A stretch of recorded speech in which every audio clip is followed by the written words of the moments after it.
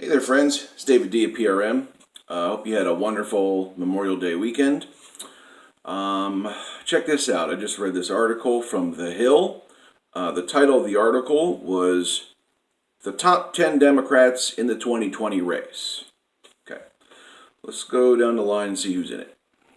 We'll start from the top. Number 1, Joe Biden.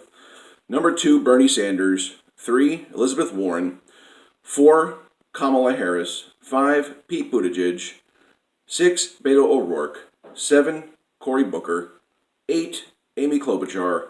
9, Julian Castro. And number 10, Andrew Yang. Well, how about that?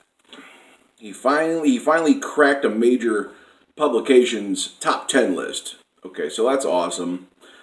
And this is what they said about Andrew Yang. Quote, Yang, a rank outsider, has at least nurtured his own small band of supporters, the self-proclaimed Yang Gang.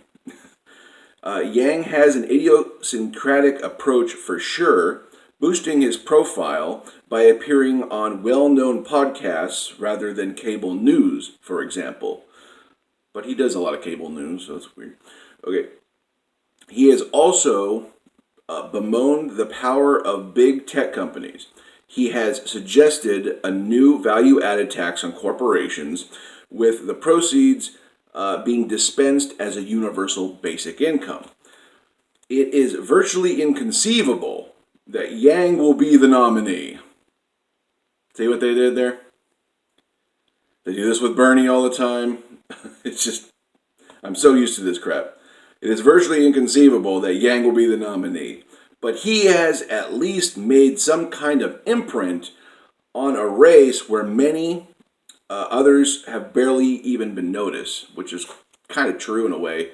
I think Yang is getting out there over a lot of these people on this list, like Booker, Klobuchar, Castro. Yang is above all of them, easily, and maybe some others on that list, for sure, in my opinion. So, but hey, he got in a Hill article. I have a like-hate relationship with The Hill. They're pretty much a pro-Biden outlet. Ever since Biden announced, it's just like these people run publicity for Biden. Like, it's almost... No, it is. It's shameless. It's really shameless promotion for Joe Biden. But The Hill, nonetheless, is pretty reputable and popular. So for Andrew Yang to make a top 10 list in a major publication like The Hill, that's great news. That's really good news. But what is this? It's virtually inconceivable that Yang will be the nominee. They do this all the time with Bernie, too. Just anybody. They just... Oh. And they'll never say that about Klobuchar. They'll never say that about Cory Booker. They'll never say that about Kirsten Gillibrand. They'll never say it about a run-of-the-mill centrist. No, they won't.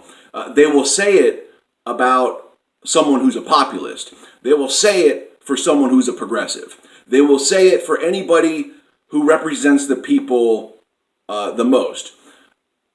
They will never say this sort of derogatory language towards the corporate centrists that the MSM loves and is in bed with, and just, it's a toxic relationship.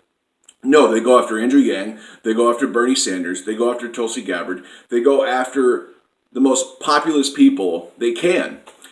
It's not going to work. It didn't work against Donald Trump. It's not going to work against Bernie Sanders. It's not going to work against Andrew Yang. And bring it on. Just bring it on. Bring it on. Bring on the slander. Bring on the hate. I love a good fight. Like, share, and subscribe, and click the bell on the side.